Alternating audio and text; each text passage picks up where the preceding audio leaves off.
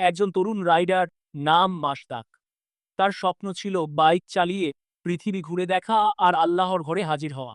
বিয়ের 7 মাস পর স্ত্রী মানিহাকে নিয়ে বেরিয়ে পড়ল জীবনের সবচেয়ে বড় যাত্রায়, বাংলাদেশ থেকে সৌদি আরব বাইকে করে ওমরাহ করতে। তাদের বাড়ি চট্টগ্রাম আর মানিহার বাড়ি মুন্সিগঞ্জ। ভালোবাসার বাঁধনে বাঁধা এই দম্পতি 23,000 কিলোমিটার পথ পাড়ি দিল, একসাথে 10টি দেশ অতিক্রম করল।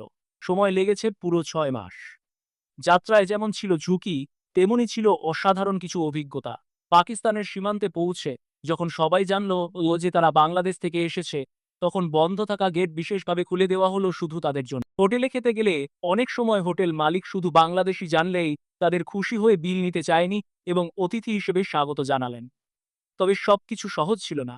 ইরানে এক বাড়িতে মাজদাকের ফোন চুরি হয়।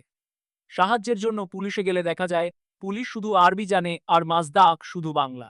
পুলিশ তাদের ভাষা বুঝতে পারেনি, তাই তারা ফিরে আসে।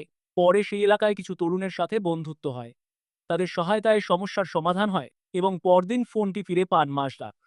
অবশেষে মাসের পর মাস পেরিয়ে হাজারো কষ্ট সহ্য করে মাজদাক আর মানিহা পৌঁছে গেলেন সৌদি আরবে।